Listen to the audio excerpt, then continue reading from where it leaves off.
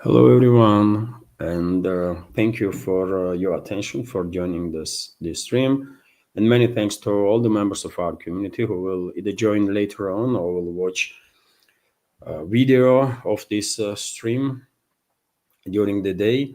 Today is, of course, 30th of June. Now it's 11 o'clock in the morning, Moscow time, and I have prepared quite a number of news on some major developments news that Russian media and public is paying attention to, and I hope you will find this episode informative and useful. And that's being said, let's go through some news without any further delay. And I'm gonna start this news segment with this report that Moscow concert hall massacre suspects say Ukraine ordered the attack. And this is, of course, news about last year's terrorist attack on Crocus City Hall, during which about 150 people, civilians, were killed and hundreds of people were wounded.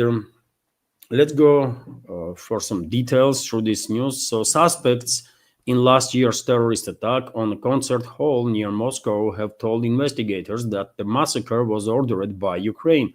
Russian media reported on Sunday, citing interrogation transcripts. On March 22nd, 2024, four gunmen opened fire inside the Crocus City Hall music venue and set building ablaze, killing 149 people and injuring more than 600.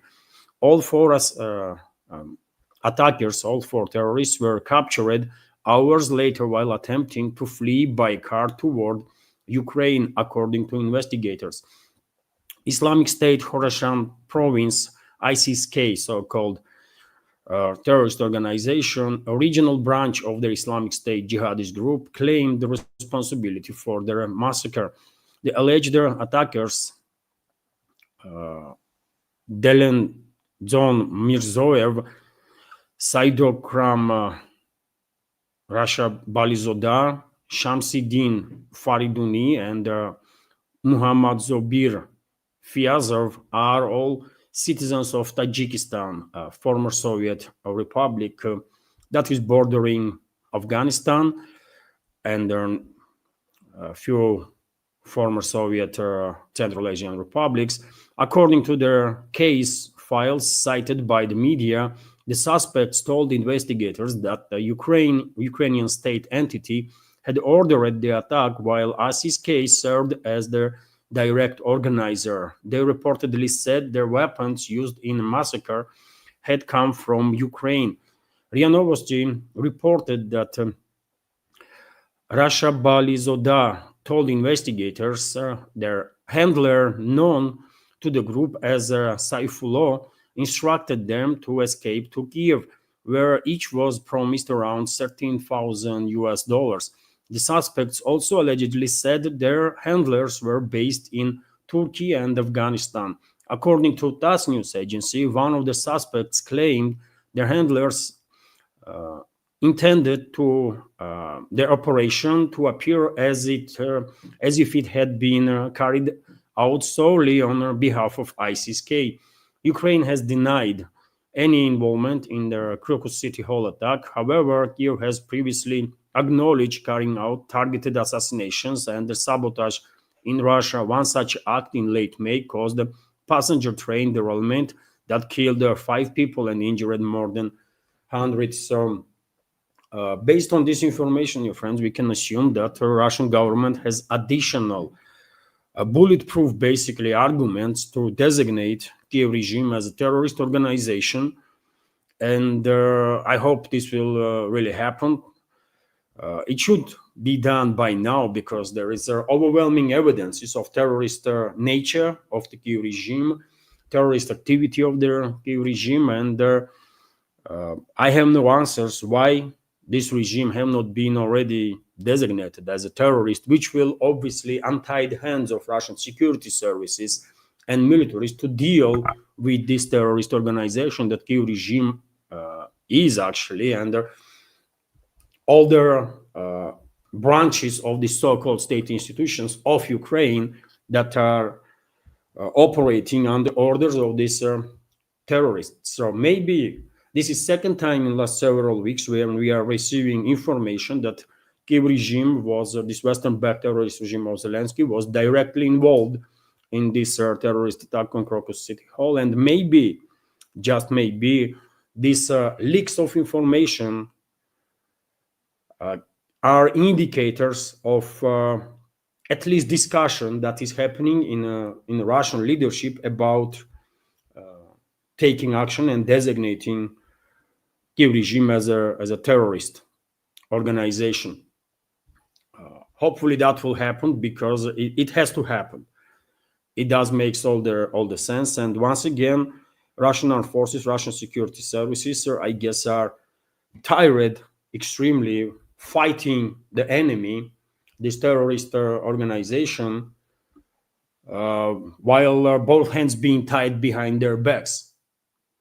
And once Kiev regime is designated as a terrorist organization, obviously Russian security services and their armed forces will have much more options to deal with these terrorists, right?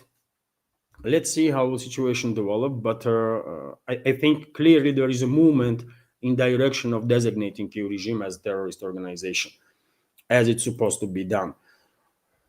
To continue, dear friends, RIA Novosti is reporting that overnight air defense systems on duty, according to Russian Defense Ministry, intercepted 15 Ukrainian drones that were launched by Kiev regime to strike deep into Russian territory with assistance of NATO. Of course, 10 drones were intercepted over the Kursk region, 5 drones over the Azov Sea, and at least 2 drones that were intercepted over the Azov Sea were shut down from Crimea, as far as I can tell. And let me share with you a video of destruction of one of these drones that was intercepted.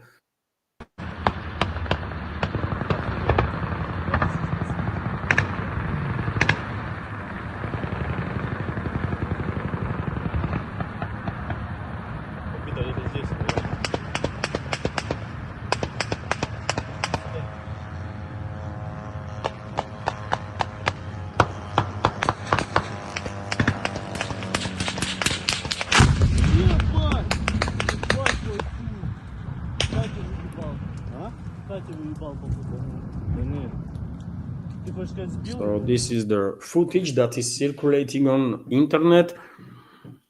No reports about casualties on the ground or more or less significant damage, at least for now. If any update on that, of course, I will share additional information on my Telegram and Twitter X pages during the next update. And dear friends, when it comes to next video update or next live stream, let me make a little announcement. I want to conduct some sort of experiment. I'm interested how many members of our community will find it convenient if I will make evening live streams at about 11 p.m. Moscow time, 11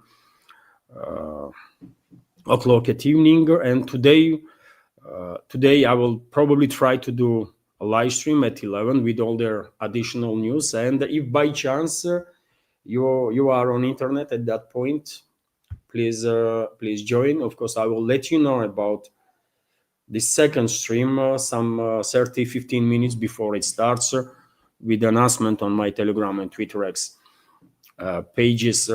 Let's continue now with more news. And even though I did a report yesterday about success of Russian armed forces on the battlefield, I think it's worth to repeat that Russian armed forces, according to a number of sources, established control over the Dachная settlement in Dnipropetrovsk region. Also, reports are coming that Russian armed forces established control over their Chervona Zirka settlement, Novoukrainka settlement, and also reports are coming in that Russian armed forces basically, as a result of local scale offensive operations, reached central parts of Kamenskaya settlement in Zaporozhye sector. Let me show you on the map these areas. So when it comes to Dachna settlement. Well, this is Dachna in Dnipropetrovsk region.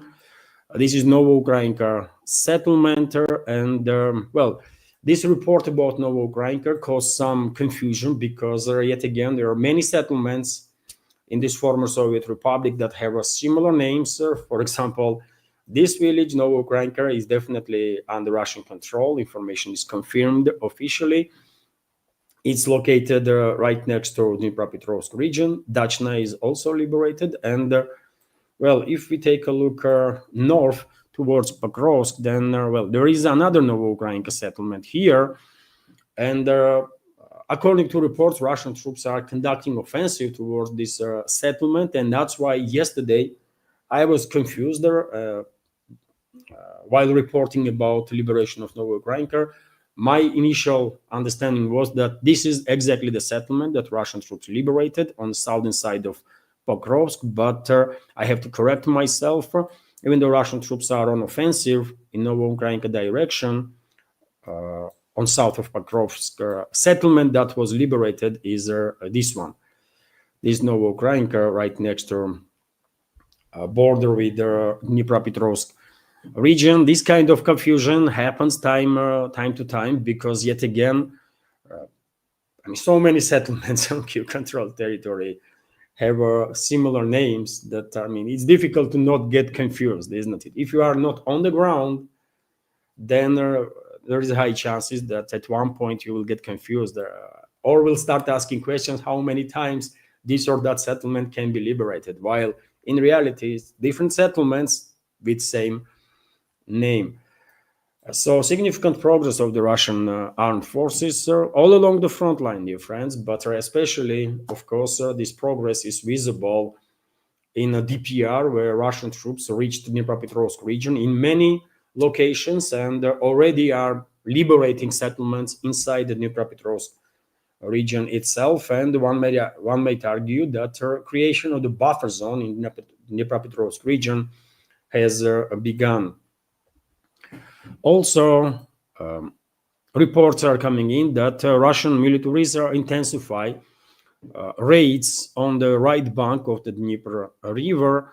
So the armed forces continue raids on the right bank of the Neper River in the Kherson region, occupied by the Ukrainian armed forces. Governor of the region, Vladimir Saldo, told RIA Novosti, and this information is also relevant, I believe, because this information confirms earlier reports, including from me, that Russian troops managed to establish a full control over their islands on the Dnieper River, or the vast majority of islands on the Dnieper River, and now are in a position to conduct successful raids on the right bank of the Kherson region. One may even argue that Russian troops are preparing potentially sectoral scale offensive operation in the Kherson direction. Could be true. We don't know. Obviously, Russia's general staff is not sharing information about its plans with the public for understandable reasons. But lately, probably we all notice that almost on a daily basis, we are receiving information about activization of the Russian armed forces on different sectors.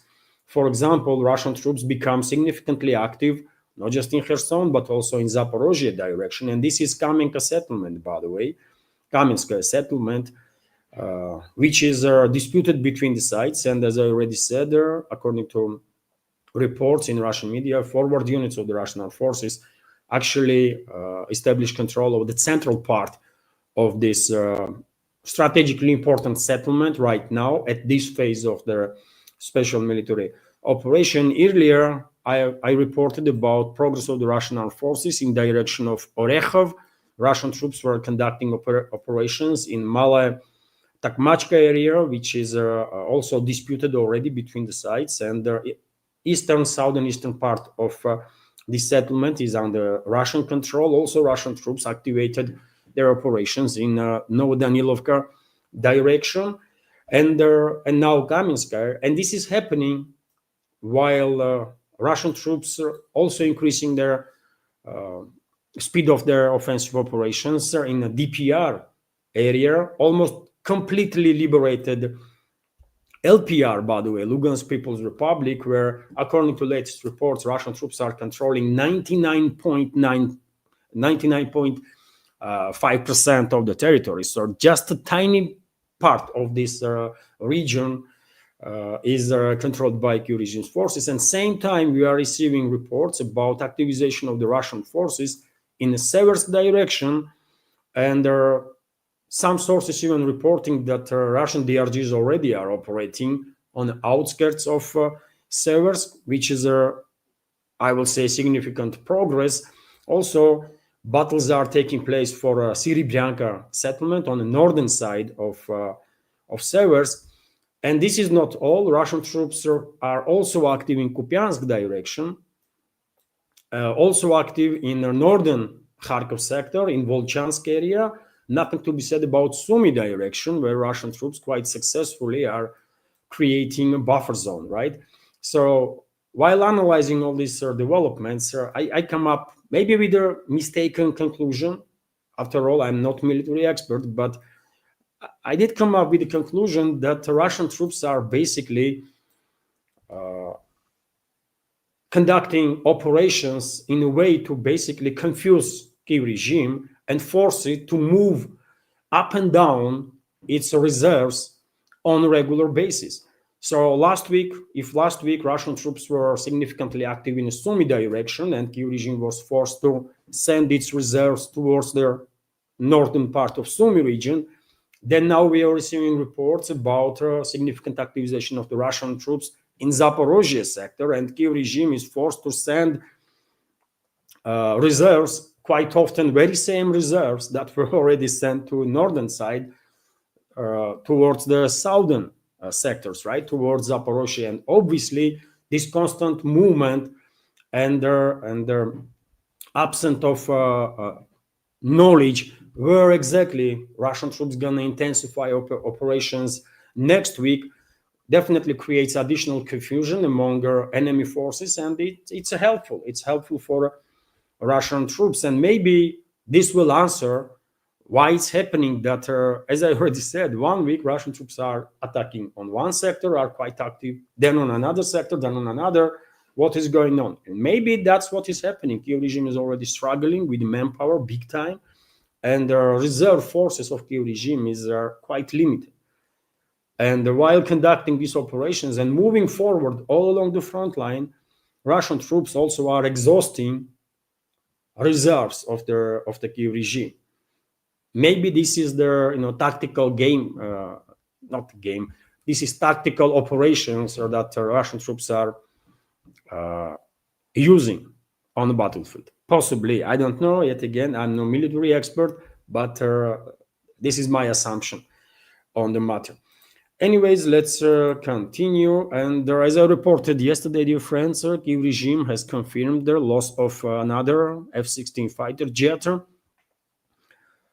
last night, and not previous night, but night before, when Russian armed forces were conducting relatively large-scale drone and missile strikes, long-range drone and missile strikes on military and logistical infrastructure of the Kyiv regime. And once again, this Western-backed terrorist regime in Kyiv claimed that plane crashed. This F-16 crashed. Pilot was killed as a result of this crash, but I don't buy this. I don't buy that every time Kyiv regime is losing these Western planes, they are crashing. I think Russian fighter jets successfully shut down this F-16, and more will be intercepted, by the way, because due to Russian offensive in the Sumy region, reports are coming in that Kyiv regime is forced to intensify use of its aviation in the Sumy direction. So that means Russian fighter jets will, any day, by the way, anytime, might ambush this whatever planes Kyiv regime has left, basically, being F-16, US-made F-16, French-made Mirage 2000, or Soviet-era Su-27, or the Su-24, or MiG-29, right? Or if Kyiv regime still has any of them left. So yes, fifth F-16 was neutralized. I wonder when we will receive information about neutralization of first Mirage 2000 plane. It should happen soon. I mean, anytime. Russian fighter jets most likely are waiting for opportunity to take a shot at these Western-made planes. Interfax, meanwhile, is reporting that, according to aide of Russian President Yuri Ushakov, meeting between President Putin and U.S. leader Trump could take place at any moment. Quite interesting statement. The issue of possible meeting between the Russian President Vladimir Putin and U.S. President Donald Trump is being worked out, but has not yet entered the practical realm. It is difficult to say when and where it will take place, but it is possible at any time, said presidential aide Yuri Ushakov. Journalists constantly are asking questions, officials, about possible meeting of the Russian president and the US president. I don't think this kind of meeting will take place anytime soon or in 2025, if ever, because I'm not as optimistic as some other commentators on the internet or the journalists in Russia that think relationships between Russia and US will improve. I don't think so. I expect a further escalation, and I shared my take on that many times before. But nevertheless, officials being asked time and again when Putin and Trump will meet each other, and that's the answer. Meeting might take place any time. There is some contacts between the sides, but nothing is finalized yet, unsurprisingly for me personally. And one of the reasons of my skepticism is this report, for example, that comes from very same aide of the Russian president, Yuri Ushakov, who stated that US continues to supply weapons to Ukraine, which is true. As long as US is directly engaged in this proxy war against Russia, you tell me what is the point a meeting to take place between the two presidents? What they gonna discuss? I mean, okay, phone conversation. They might exchange opinions on many issues, but to spend even more time on a meeting face to face, I mean, why? Why would Russian president do this when US is still directly engaged in this proxy war against Russia and sends billions worth of weapons to Western-backed terrorist regime of Zelensky to be used against Russian citizens, militaries and civilians?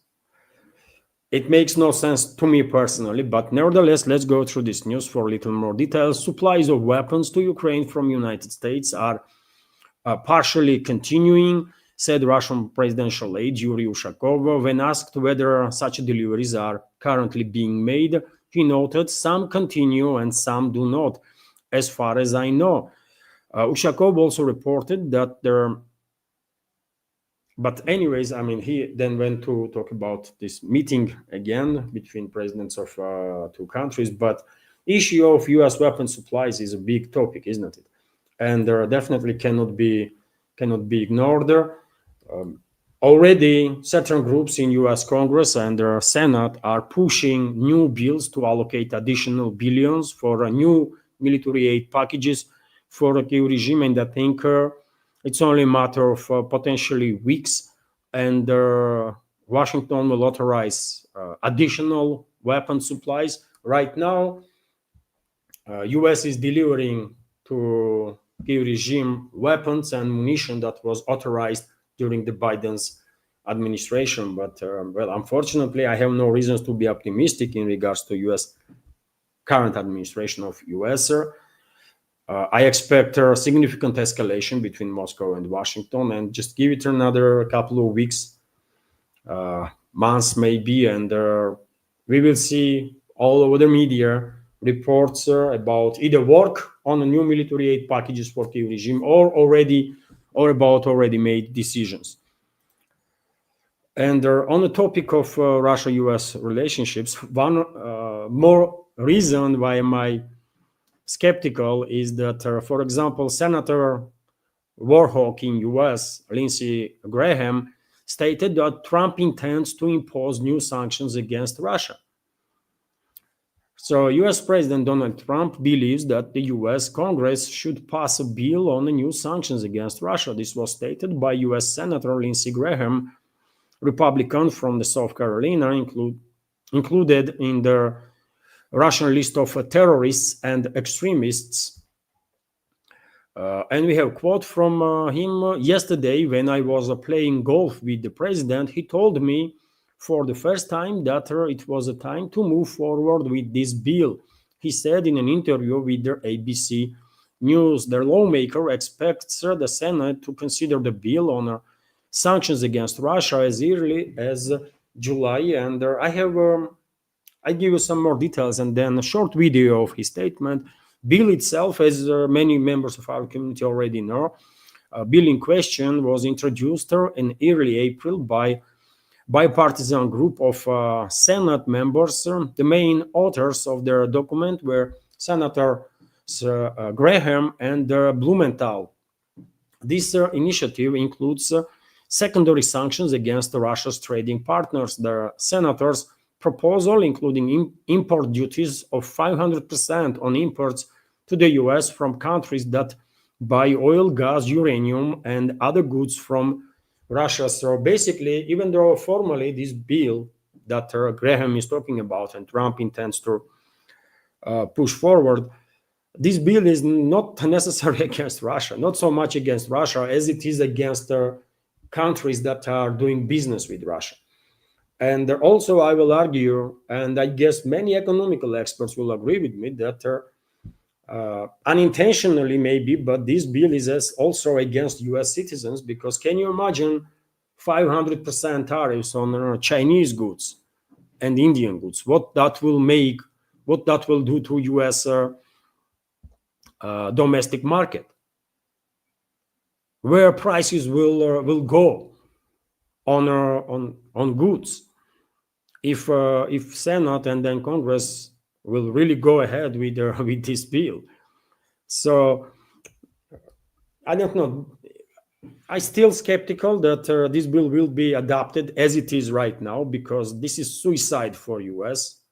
Really, 500% on Chinese goods, Indian goods, goods from dozens and dozens of other countries that are cooperating with Russia is clearly going to be suicide for US economy. But yet again, when you have in the leadership people like US does, nothing should be excluded, isn't it? Because they are driven by hatred of Russia, and if they think something going to harm Russia, they will go ahead and will do this probably, even if in process they will harm much bigger time their own fellow citizens and their own economy in a country.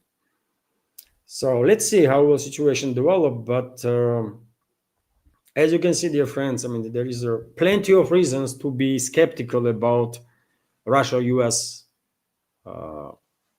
relationships and their unrealized rapprochement that some experts were expecting to happen in relatively short time after Trump was inaugurated.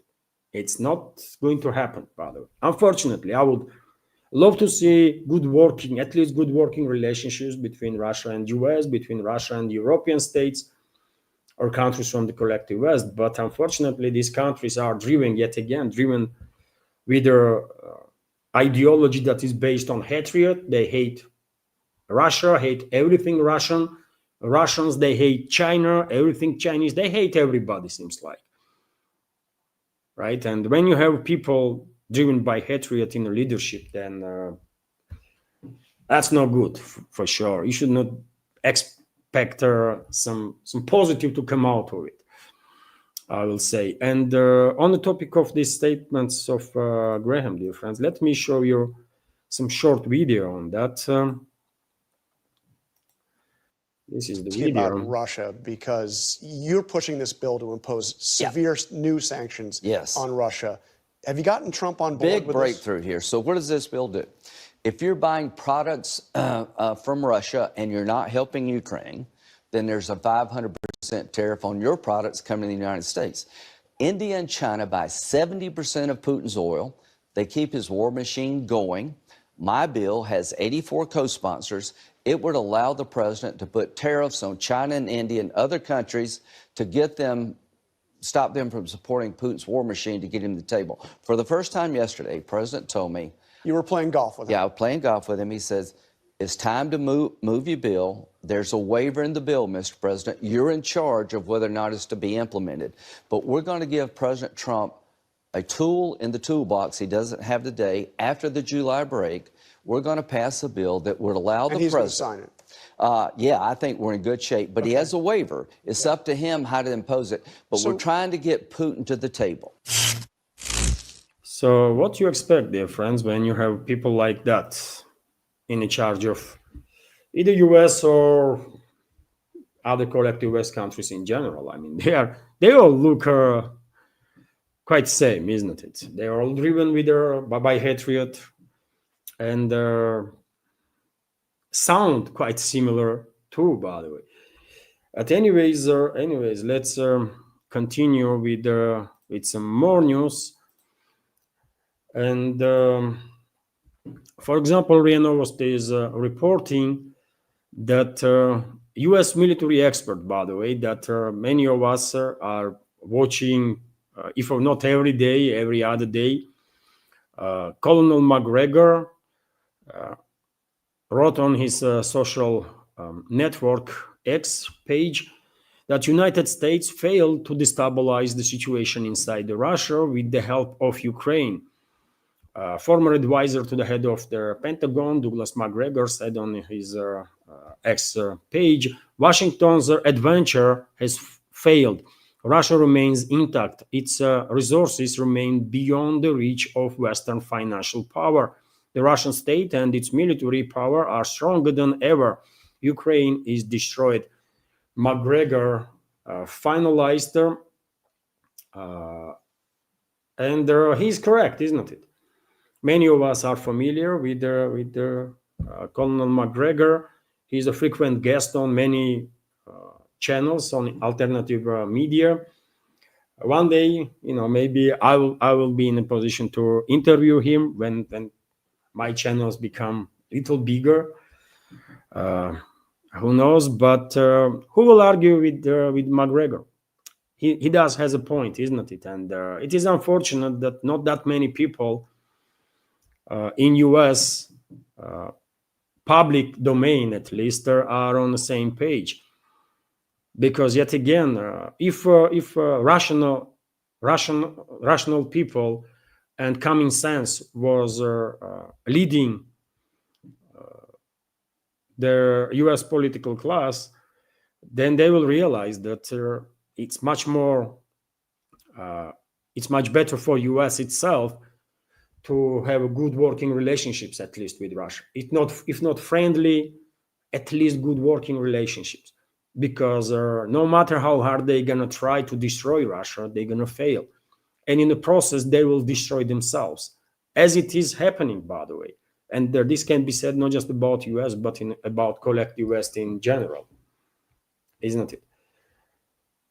So, clever statements, clever words from Colonel McGregor, but unfortunately, he is not in a position of decision making. So nothing gonna change in relationships between Moscow and Washington anytime soon, which is unfortunate once again, but it is what it is. And dear friends, before I continue with some more news, and I do have to report about some very important developments, let me just notice that this media project, My Workplace,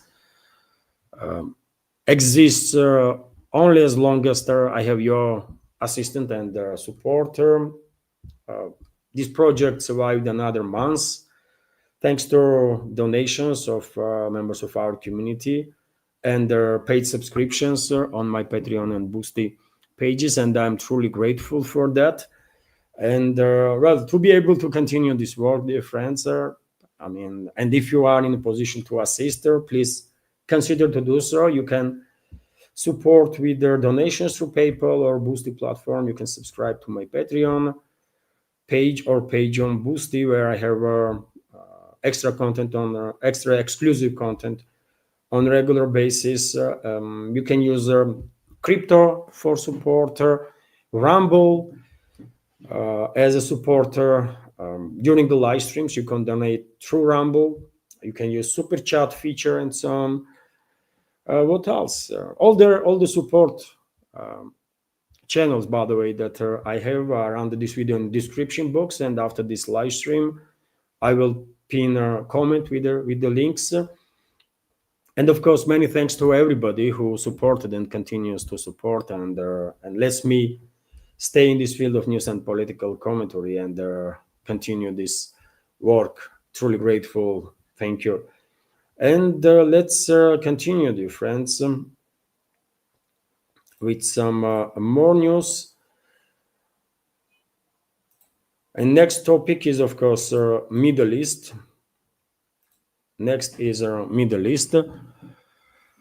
And on this matter, Lindsey Graham again does makes headlines.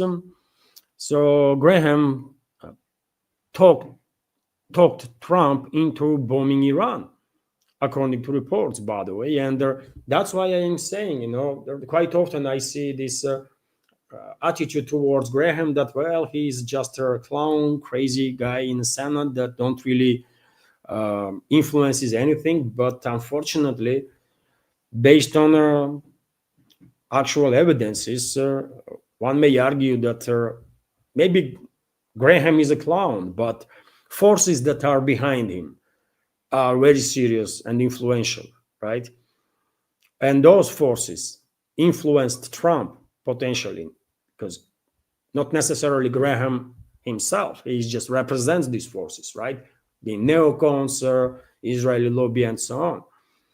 So let's go through this news for little detail. Unhinged warmonger, Senator Lindsey Graham, ever eager for a new war, wormed his way back into Trump's inner circle and convinced him to greenlight risky strikes on Iran. Wall Street Journal reported, by the way, despite their on-again, off-again bromance, including Graham's outrage after January 6, Trump apparently listened to the hawkish senator, ditching his America First focus yet again. So I don't know, can we trust Wall Street Journal on this report or not? But Graham himself said that, well, he was golfing just like day before yesterday with Trump, and Trump told him that he wants this anti-Russian bill to go ahead there, to be passed in a Senate. So therefore, maybe this report is correct. I mean, if Graham and Trump are like best buddies now, then who knows? Who knows? Yet again, either Graham or most likely forces that are behind him probably do have a significant influence over Trump. Maybe so much so that they actually encourage him to authorize this absolutely illegal, unconstitutional strike on Iran's nuclear facilities. Who knows, by the way? But this type of people are extremely dangerous, and forces that are behind them. I mean, Graham, I'm talking about. So one may think he is a clown, but unfortunately, those clowns actually are able to influence their developments. Also, to continue, dear friends, we have this reporter from Western media, which continues to intentionally insult Washington, intentionally insult Pentagon, U.S. militaries, to basically encourage and even somewhat force White House to take additional action against Iran, while criticizing Washington not for legality of the action that was taken against Iran, but for ineffectiveness of the strike. So Washington Post, citing sources, is stating that U.S. Intercepted their communications from Iranian officials about the results of strikes on their country's nuclear facilities. In them, officials noted that the strikes were less destructive than Trump claimed. So you see, dear friends, this process is not stopping. And influential forces in the West, including media that they control, on daily basis, literally on daily basis, pushes this narrative that, mission is not accomplished and something has to be done about it, right? They are encouraging and forcing White House to take action. That's what is happening. And that's why I said on the very first day when this ceasefire broke between Israel and Iran that this is just a pause.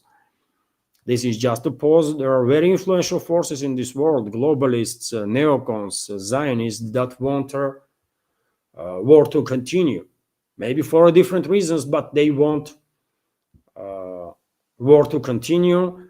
Israel wants destruction of Iran, regime change. Neocons want, as always, war because they are getting richer and more influential with these wars, and globalists want regional war in the Middle East to shut down navigation in the Persian Gulf and through Hormuz Strait, so that they will try to harm China this way as much as possible, and that is just a part of the plan that they actually have, bigger plan, right? And unfortunately, it seems like my reading of the big picture is more or less correct, because on daily basis we are seeing development of this story, which is clearly intended to prepare ground for additional escalation in the Middle East.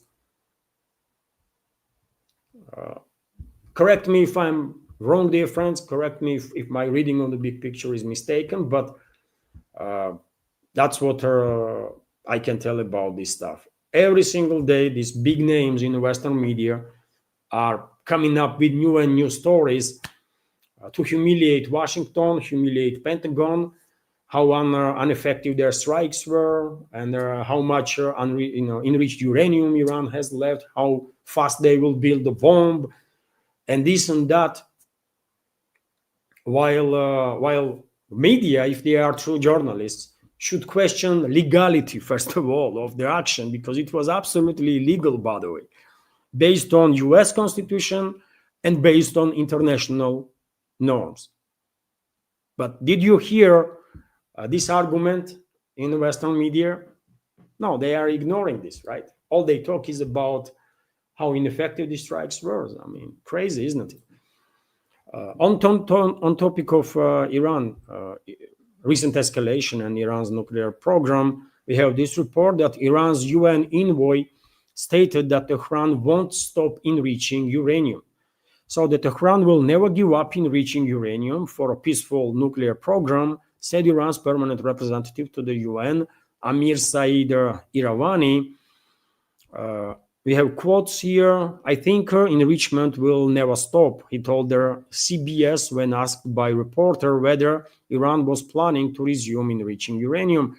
Iravani recalled that in accordance with the Treaty on the Non-Proliferation of Nuclear Weapons, Tehran has the right to produce enriched uranium and use it for peaceful purposes. Maintaining our peaceful nuclear activities is our right, and we want to implement it. The diplomat added. So, well, Iran's position is clear now and was clear always. They are not building atomic bombs. They have no military nuclear program, but they have every right to develop civilian nuclear program, and they're going to continue to do so, including with the enrichment program, right? And I see arguments, by the way, including in alternative media, that why would Iran enrich uranium up to 60% if they don't want to build the atomic bomb? Well, I think they enrich uranium up to 60% to have a stronger negotiating position. And I think Iran wants to have a latent nuclear deterrent in its hand, which means that they will be in a position to build, as they already are, in a position to build nuclear weapons, but they are refusing to do so. And that is a latent nuclear deterrent, right? And this latent nuclear deterrent is not something unique for Iran, for example. There are many countries in this world, quite a few countries, let's say, that are in such position, including Japan, by the way. Right? Japan and Germany, countries that were endangering all of humanity during the Second World War. They are in a position of latent nuclear deterrence. So why should not Iran be in that position? Why? What is the issue there? I see no issue, right? They have no nuclear program, and I don't think Iran is going to build one. So it is what it is. To continue, well, I reported about this yesterday during the community chatter, but I think it's worth notice again that U.S.-Iran nuclear talks might take place in the coming days. Witkoff, special envoy of U.S. President Witkoff, will offer the Iranian side to abandon uranium enrichment in exchange for easing sanctions against Tehran. CBS or NBC TV channel reports, and well, Iran's answer we already know. They will continue to enrich uranium. And at this point, by the way, when Iran is under Western sanctions for decades and decades, well, I think they don't really care that much about these Western sanctions, right? As Russia don't cares. I mean, we can live with that, right? So therefore, if Washington is serious, and this is a big question, I mean, how can anyone trust Washington when they are using diplomacy and negotiations as a deception, which was proven quite a number of times? I mean, how you can trust them, I don't know. But even theoretically speaking, if Washington is serious about talks with Iran and the escalation, Iran has a very clear position. And if Washington thinks that, well, we will lift some sanctions and Tehran will refuse to continue its nuclear program or enrichment program, then they are wrong. They are wrong. Iran is used to deal with sanctions, and they're developing, I will say, quite successfully, overcoming these obstacles that are generated illegally by the West quite successfully. Iran is now a full member of the BRICS. There is huge opportunities ahead. So why would Iran compromise with US or the collective West in general? I mean, what is the point there for Iran? Nothing, right? So therefore, I think this is deception again and again. US will push this narrative that, well, you have to refuse, you have to shut down your enrichment program, otherwise we will take care of this again. We will attack you or something like that. They will try to intimidate Iran, but it just would not work. It just would not work. And once again, main question when it comes to US and the collective West countries in general is trust. I mean, I cannot imagine how anybody can trust representatives of Western countries, being US, UK, France, Germany, or any other, by the way. I mean, there are so many evidences that they are using negotiations and their diplomacy as a deception. They are not serious in negotiations, right? They don't want to achieve anything with negotiations. They just want to gain time and fool opposite side. That's all, right?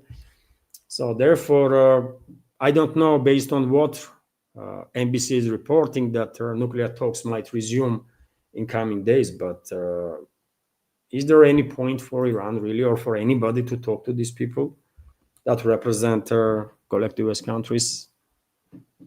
No, there is no point to talk to them, really. You just... and everybody that talks to their Western elites is, I guess, just pretending to be serious about these talks also, because they know Western leaders cannot be trusted. Everyone knows this, right? Everyone.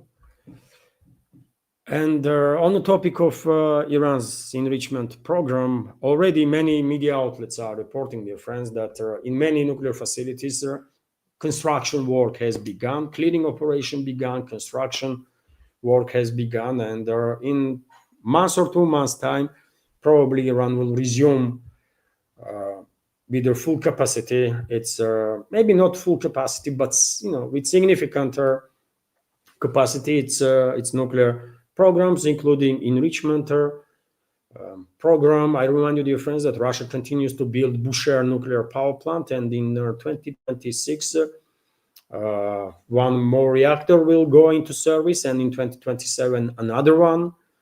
Right, so Iran is working on nuclear program, continues to work, and maybe they've been delayed for a month or two, but that's about it. Unfortunately, there is a high risk. There is a high risk that West will escalate again, and Israel is, of course, part of collective West, because they want to generate regional war there. But at least for now, seems like we have some this truce between Iran and Israel. Iran and US is holding, and that is good. How long it will last, hard to tell, but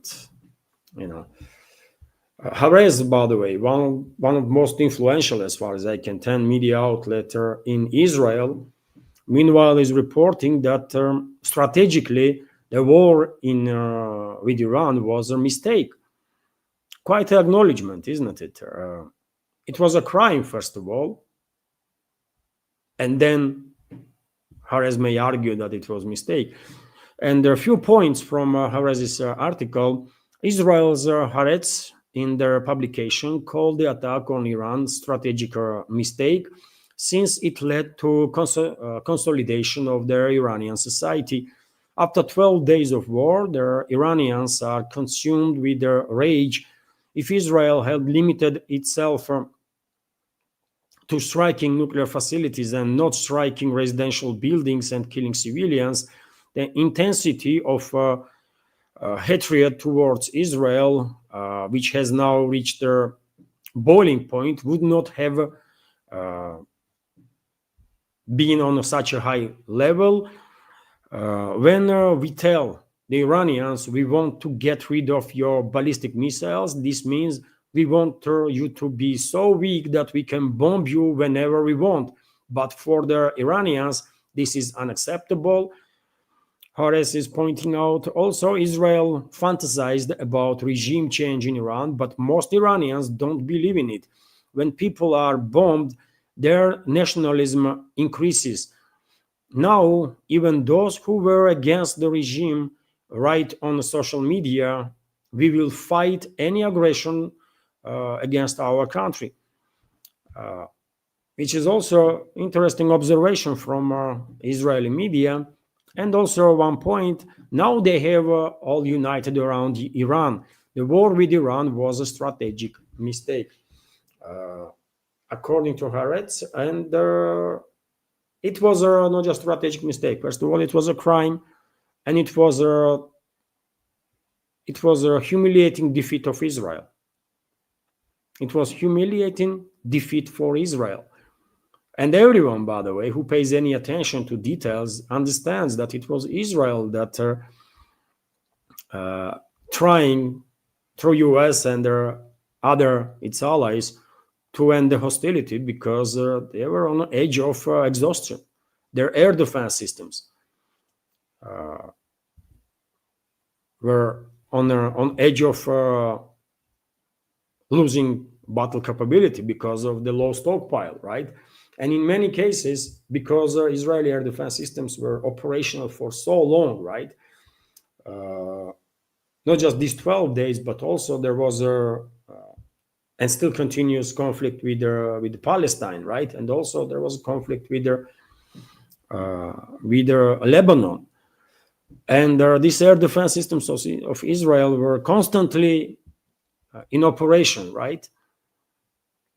And that's why, and they are exhausted systems themselves. And that's why during this 12-day war, we say at least several documented videos when air defense missiles launched by Israeli ADs were actually targeting not their aerial targets, but failing on the ground. And there was one occasion when missile failed to actually AD battery of Israel, right?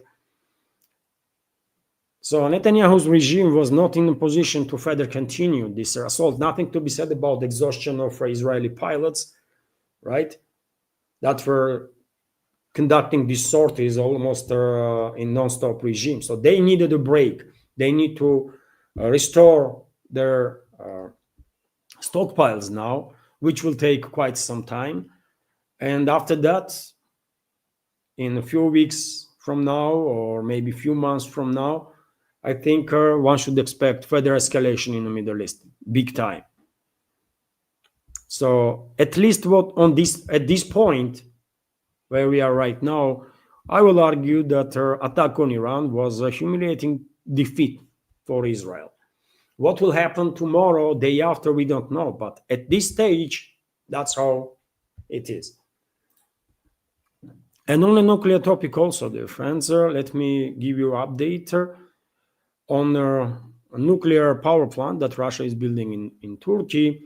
The first power unit of Akau NPP in Turkey could be commissioned within a year, Russian Deputy Prime Minister Alexander Novak told the Anadolu agency. So despite the Western sanctions and all the attempts to derail this project, well, work is still ongoing, and within a year's time, first power unit will enter service. And this is not all. On the topic of civilian nuclear program, we have this report that somehow Hungary managed to persuade Washington to lift sanctions on a number of Russian enterprises that were involved in the works, directly or indirectly, in the works that Russia is doing in a new Hungarian PAX-2 nuclear power plant. So the US has lifted sanctions that barred their financial transactions via Russia's Gazprom Bank related to Hungary's PAX-2 nuclear power plant. General license issued by the US Office of Foreign Assets Control on Friday grants Gazprom Bank and the host of their other Russian banks permission to conduct transactions related to civil nuclear energy. PAX-2 launched in 2014 under their bilateral agreement, involves 2 reactors constructed by Russia's Rosatom Corporation, and there includes a 10 billion euro or $11.7 billion US Russian loan to cover most of their estimated 12.5 billion euro cost. The project, deemed critical to Hungary's energy security, was scheduled to start last year near their existing PAX MPP. The country's only nuclear power station, which supplies about half of the nation's electricity. However, US sanctions on Gazprom Bank, through which the project was financed, forced construction to pause. Budapest repeatedly appealed to Washington for a waiver. And, well, they managed to persuade somehow Washington to lift their sanctions on Russian enterprises, and so this construction will go ahead now. Although, by the way, Hungary is facing another challenge, which is Brussels. And as we all know, dear friends, for 2027, Brussels bureaucrats and the globalists that are in control of these Brussels bureaucrats, they want to cut off Europe completely from any cooperation with Russia in energy field or any other field, right? And therefore, maybe Budapest managed to reach some agreements with Washington now, but what they gonna do with the Brussels and the globalists, by the way? That's the big question, isn't it? And I'm afraid Budapest is in no position to protect itself well enough while being a member of the EU and the NATO.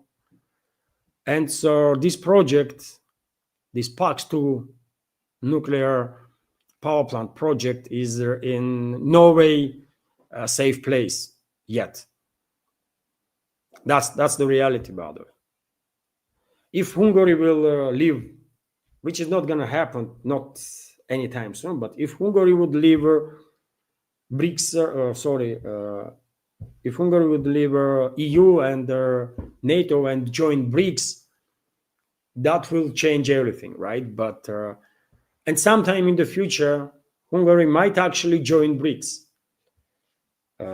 but it's not happening in coming 1 or 2 years time, and therefore I wonder what is going to happen with this PAX-2 project, nuclear project, by end of 2027. What Hungary gonna do with their Brussels, man? I don't know. And that's why, by the way, due to globalists, their controlled regimes in Europe, including Brussels, by the way, it is becoming more and more risky for Russian enterprises to do business with Europe, isn't it? With the European countries, because yet again, elites there are driven by hatred, by the ideology that is based on hatred, Russia hatred, and hatred of everything and everyone. And when situation is like that, then how are you going to cooperate with these countries? I mean, Russia lended Hungary how much? 10 billion euros, right? And what is going to happen with these 10 billion euros? If Brussels tomorrow comes out and says, well, Hungary is not paying back, what Moscow gonna do about it? Isn't it? So it is becoming tremendously risky to do business with European countries, by the way, for everybody in this world, and especially for Russian businesses. So therefore, one should expect, even without Brussels involvement, additional, one should expect tremendous decrease in the business activity between Russia and the EU member states, because it's just too risky to do business in Europe. But it's just true, isn't it? And on this very same matter, by the way, let's look at this news that I reported, I shared on my Telegram and Twitter X page this morning. Slovakia demands concessions from the EU to stop importing gas from Russia, according to Politico's report. So Bratislava demands compensation for transit fees, guarantees that Slovak companies will not have to have to deal with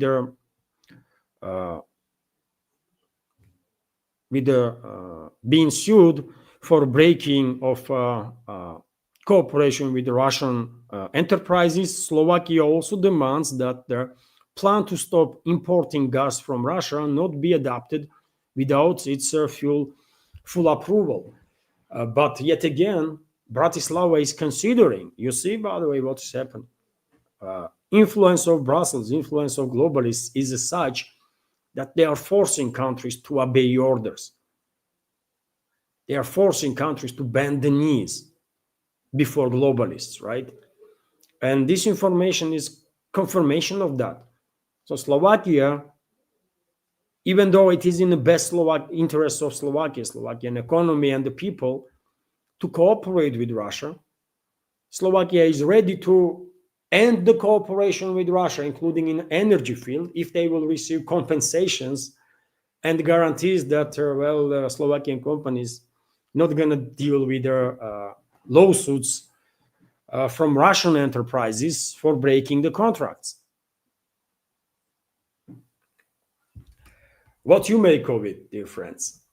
Am I correct when I say that it is extremely risky to do business with European countries and European businesses? It is, isn't it? Because anytime they might flop like that under influence of globalists and globalist controlled regimes all over their Europe, right? From, not just in EU, but added UK also. They might flip at any time. So what is the point for Russian businesses to even try, to maintain some cooperation with the European countries? It's a senseless at this point, unfortunately, but it's true, And on the topic of European economies, when decisions in European countries are driven by Russia hatred, I want to share with you this short video, by the way, about from Finland, about consequences of these brilliant policies that Finnish government is adopting. And let's watch this video, by the way. It's quite a telling, just a sec. That buzzed with Russian visitors are noticeably quieter, as up to 13 million annual cross-border trips have stopped. On the other side, satellite images show Russia has slowly begun dusting off Soviet-era military bases and started some work on garrisons. The vanishing Russian tourists and trade has taken at least 300 million euros annually from a 5.5 billion euro local economy, the region's council said.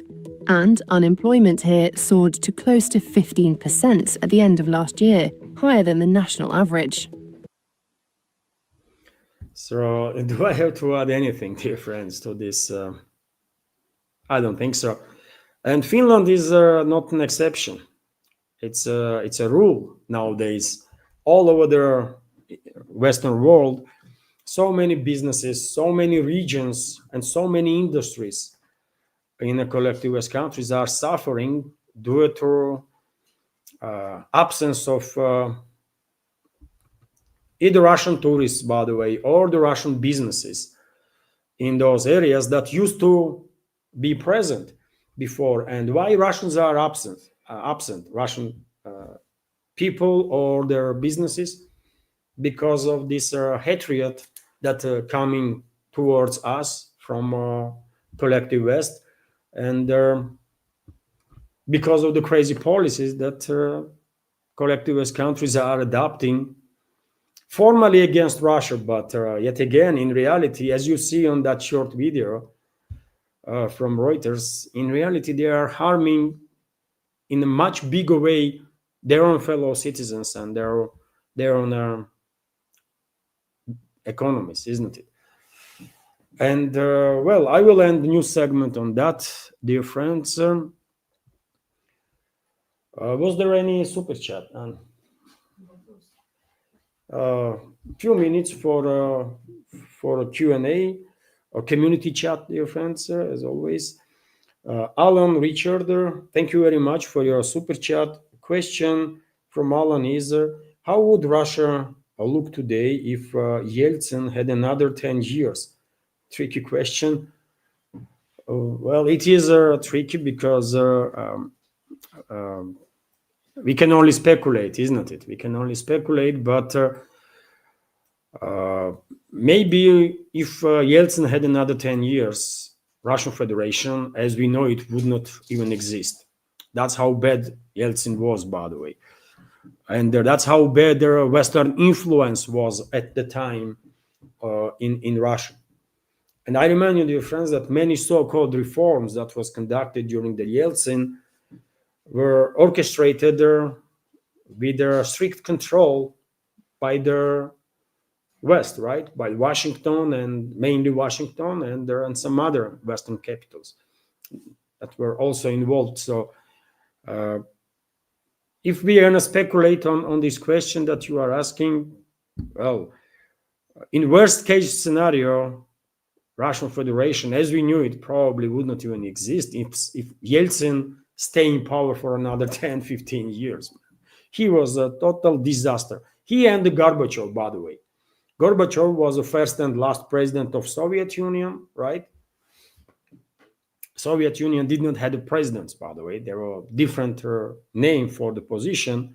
So Gorbachev was the first president. He was a total disaster for Soviet Union, total disgrace of humanity. And Yeltsin was the same. Disgrace of humanity. That's what Yeltsin was, by the way. Western freaking puppet, right? That almost destroyed Russia. And that's why now you see, dear friends, why Putin has such a strong support. 70, 80%.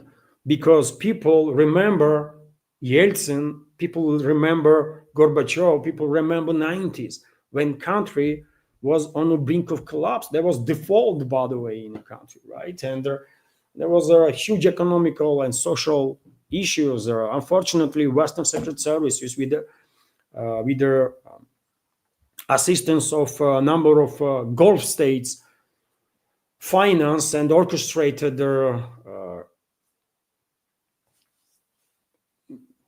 terrorist invasion into Chechnya, by the way, right?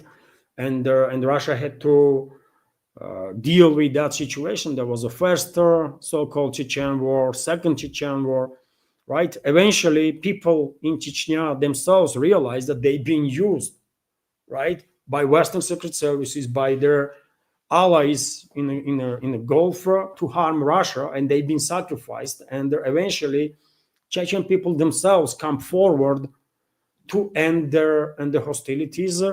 And take a look at the Chechnya now, by the way.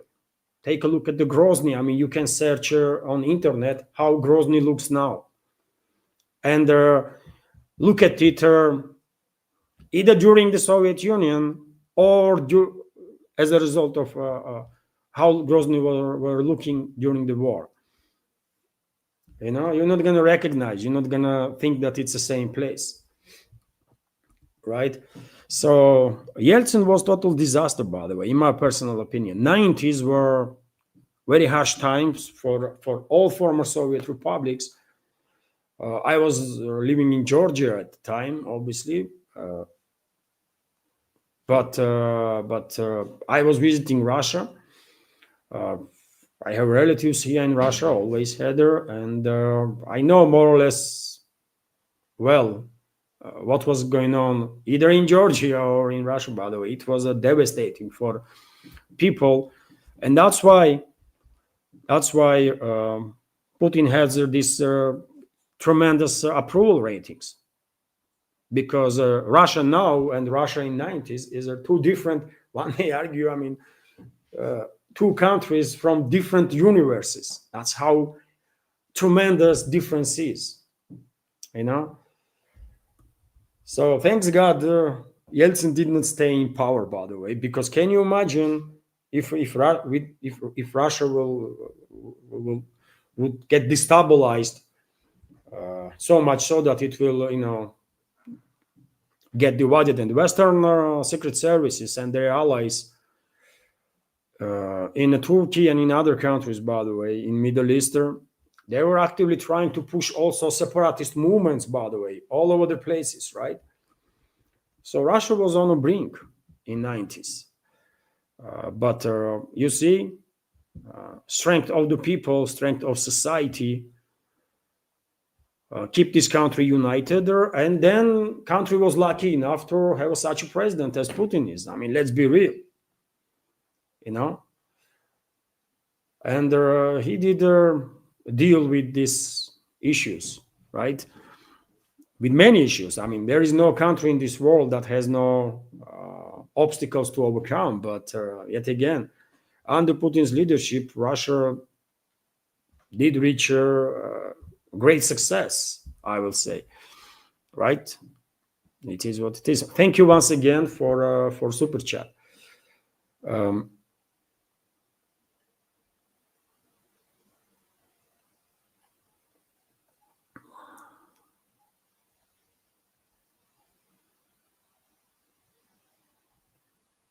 Questions. I'm now monitoring chat, dear friends. If any question, as always, I mean, capital Q will help.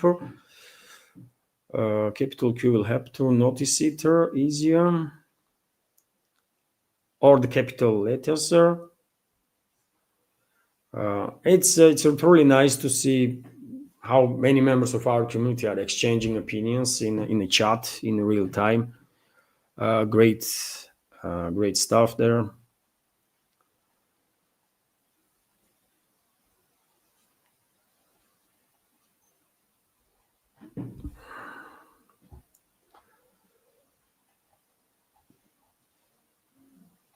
So seems like there are no questions, isn't it? Let me check towards the end.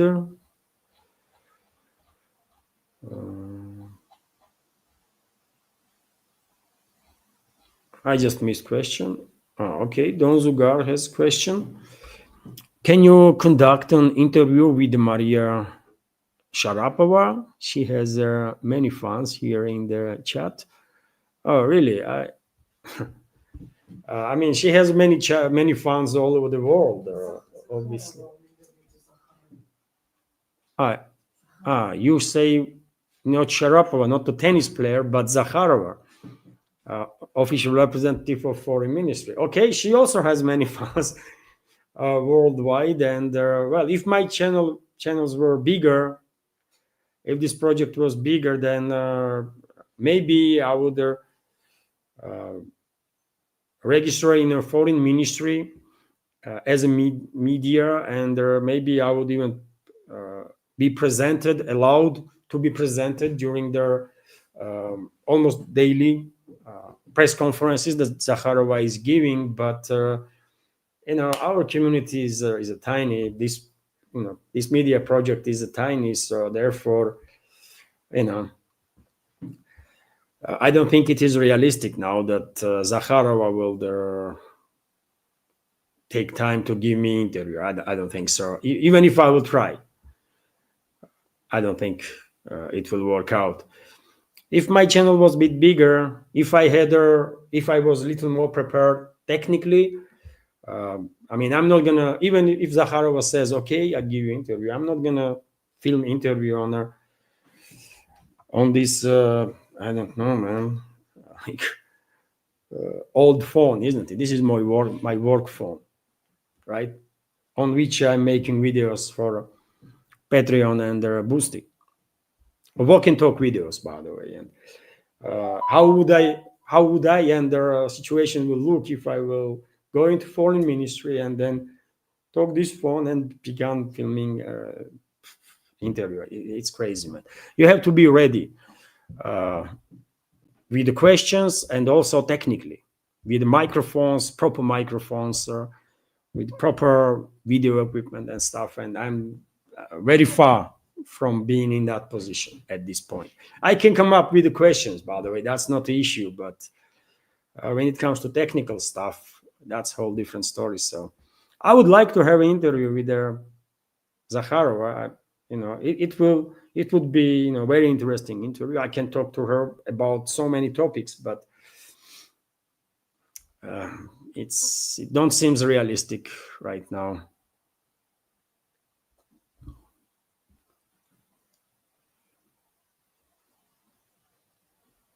Also, Nidish Kumar is asking, Luan, is Mongolia diplomatically closer to Russia or China? Well, that's a interesting topic, isn't it? I used to be closer to Russia, obviously, and still is very close to Russia, but Chinese influence is increasing, and China is actively working through soft power, let's say, to increase its influence in Mongolia. Although there is historical issues between the nations, right? That China needs to overcome, and Mongolia also, right? There is historically mistrust there and some stuff there. But yet again, China can offer Mongolia, for example, stuff that Russia cannot. Still, I think Mongolia is very close to Russia and sees Russia as a strategical partner. During the Soviet era, by the way, Mongolia even wanted to become a part of Soviet Union, and Moscow refused, right?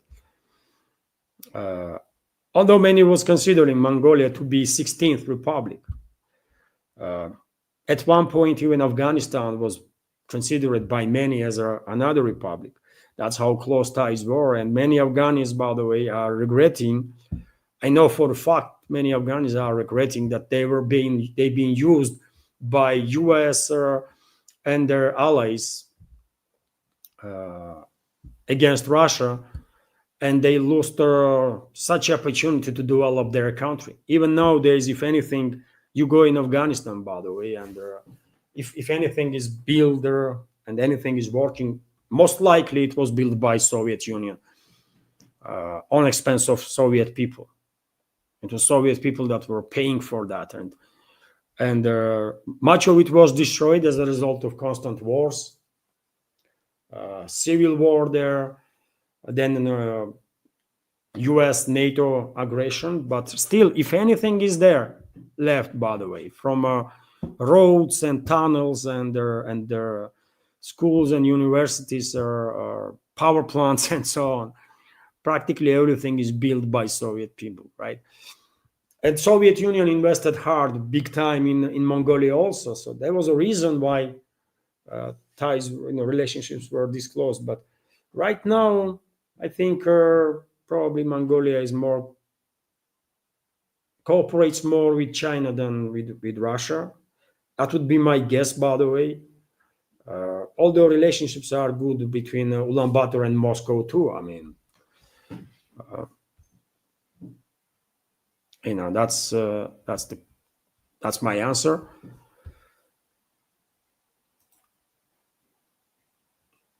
China is by PPP index is biggest economy in this world. So you can imagine that China can invest in Mongolia, for example, like there is no tomorrow, right? Russia is in no position to do the same. And after all, if China needs an increase of its political influence for number of purposes, Russia is more focused on itself, more and more focused on itself. And you know what? That's the way to go. Let's be focused on ourselves. Russia was robbed for so many centuries, I will say, even when Russia was actually financing reconstruction and development of so many nations, right? And now Russia is in a position to take care of itself, right? Be more focused on itself. And that's definitely the way to go forward. So if China wants to, invest their hundreds of billions in Mongolia, flogging brutally, let them go and do it. But, I don't think Mongolia will ever be as friendly with China as it is, or it was at least with Soviet Union.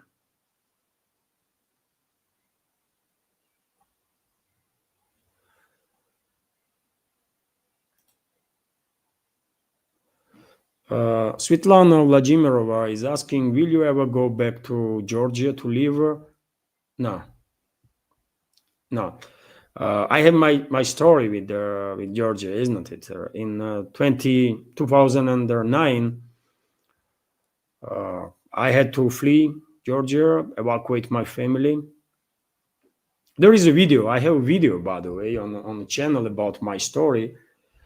And I had a conflict with Saakashvili's regime because I was leading news agency in 2008 when Saakashvili initiated a new phase of civil war in South Ossetia and then provoked military conflict with Russia. I was saying straight away that that was a treason, what Saakashvili was committing, and his regime, they did not like it. And well, there was consequences for that. And they took, we were forced to flee, but even then they didn't stop, by the way. When I left Georgia, they didn't stop. In 2009, no, in 2011, they took my citizenship. They faked their, no, in 2009, sorry. After we left, they did not stop her. They took my citizenship, so therefore I was stateless person, right? I can even give you decree, number of decree that Saakashvili signed to revoke my citizenship. It was 747 number decree on 26th of December 2029. I have a copy, by the way. I can actually show you right now. It takes just a minute, by the way. It's in Georgian, but just to make sure that I remember numbers correctly, by the way. I mean, it's a long time since I last time checked that paper. I mean, look at this, by the way. That's the decree of Saakashvili when he was the president of Georgia. It's 947 number of decree on 24th of December 2009. So he revoked my citizenship. Then I was a stateless person for more than 10 years before I became a Russian citizen. And I was fighting, by the way. When I received through my lawyer paperwork confirming that regime faked my data and unconstitutionally revoked my citizenship, I tried to fight the case in a court in Georgia, but I mean, it was pointless. And at one point, I just said, you know what, just leave it there. And because this new regime in Georgia, Georgian Dream, did not apologize for crimes that Saakashvili committed against my family and myself, because they did not apologize that my citizenship was revoked unconstitutionally. Did not even bother to actually study all the crimes that regime committed. Otherwise, they would, maybe they don't even know about myself, right? Probably they hear about me at some point in the past, but you know, they did not really care. And by the way, when I was fighting in a court to restore my citizenship, at that point I did not have Russian citizenship. I was stateless. My lawyer told me that at one point in Tbilisi, in a court in Tbilisi, by the way, capital, some individuals from secret services came in, ordered everyone to leave their premises. They spoke with the judges, and after that, judge made decision to leave Saakashvili's decision in force, unconstitutional decision. And that was a clear signal to me that, you know what, people that were engaged in this crime against me, people that faked my ID, including, I mean, everything, right? They committed numerous crimes and they're going to protect themselves, right? So if a state will acknowledge that crime was committed against me, then whoever committed these crimes have to be prosecuted. And if those people are in charge still now on high-ranking positions, then, you know, what they're going to do? They're not going to give up their position, isn't it? They will try to silence you. And at one point, I was just too tired. I made decision that, you know what, there is no way I'm going to be able to beat the system. So just, and therefore, by the way, because I still have quite influential enemies in Georgia, it's just not reasonable to go there to live. I mean, to visit, for even to visit, by the way, it can be unnecessary risk, but to live there, no, I would not consider that. Georgia, I wish Georgia all the best, by the way, and Georgian people, but our roads have splitted, and let's assume for good. That's it. Thank you for your question.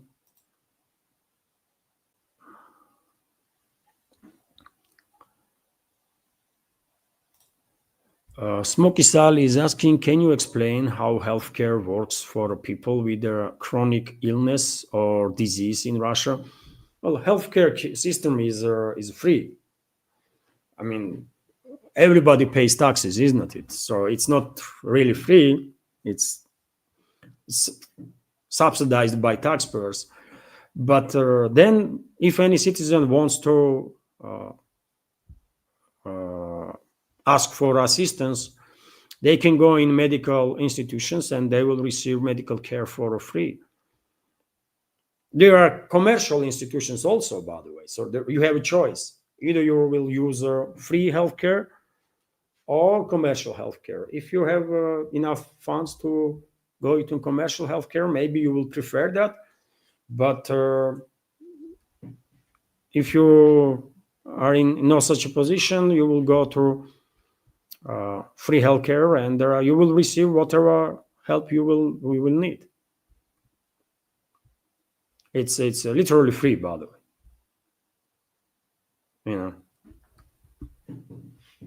You can. It might take time if you need let's say, heart transplant. It might take quite a while before donor heart will be funded for you, but you might even get heart operation for free. It will just take long, right? Because it depends on the situation, but healthcare is free, by the way. I mean, if you are walking on the street and fail and broke your leg, you call ambulance, they will take you to hospital, doctors will do whatever is necessary, will treat you, and you will left them. When you're okay, you will leave, and you will say thank you very much, and that's it. You don't have to pay nothing.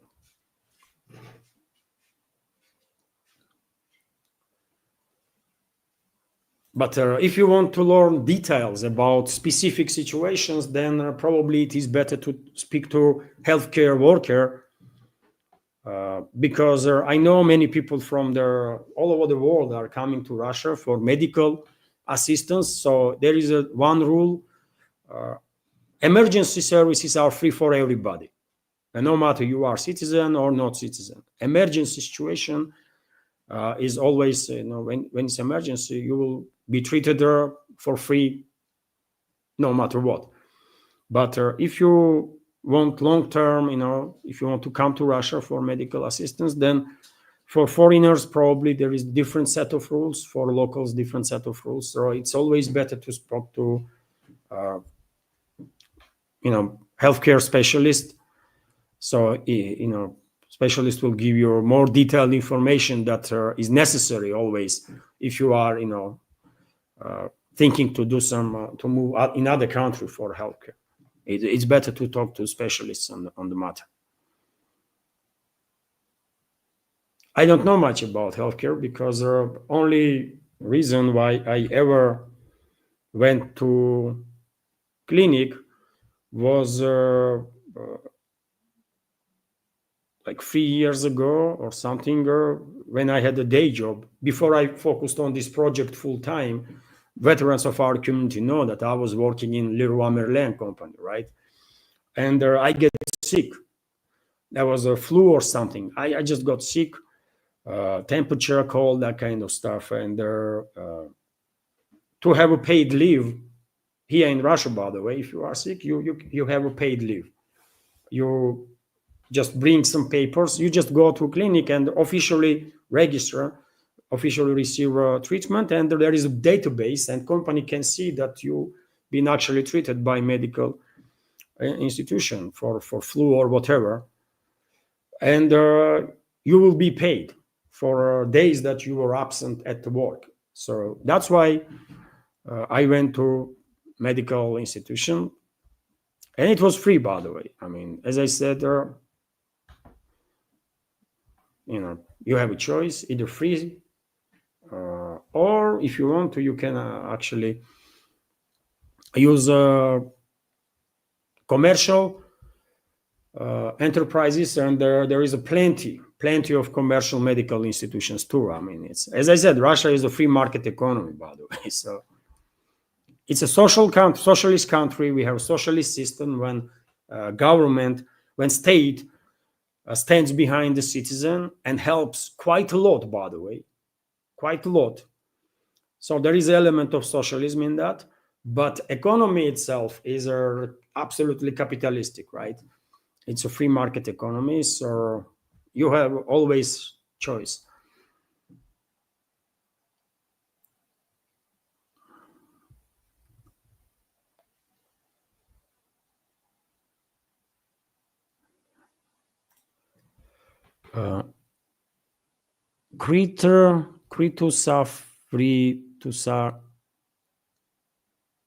Sorry, dear friend, I find it difficult to pronounce your nickname.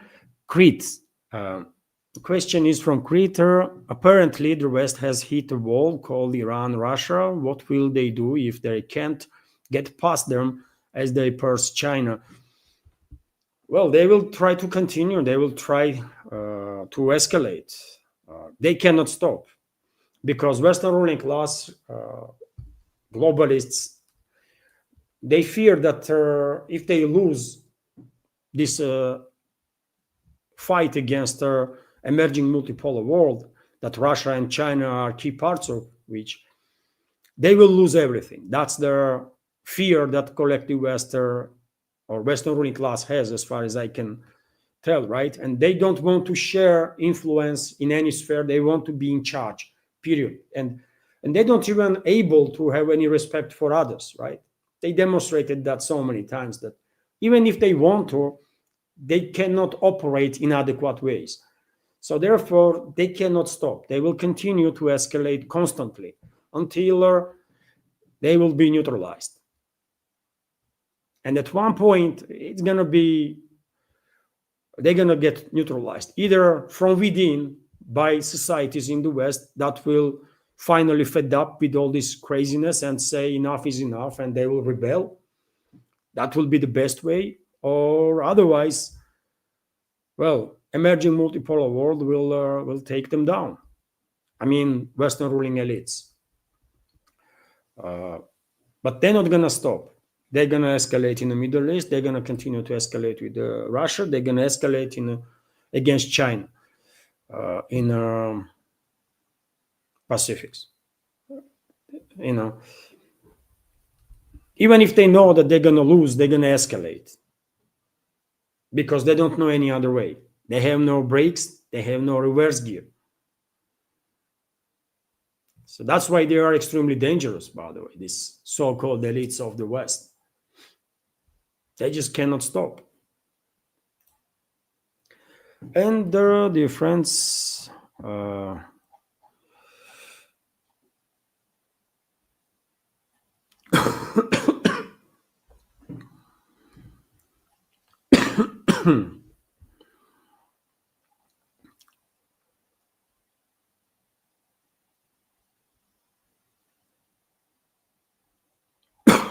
sorry, dear friends, if I miss the question. It's more than 1.5 hours now. I need water. If I may, I will end this live stream now. Thank you very much for your for your attention, for your wow. Sorry. Can I have a water, really?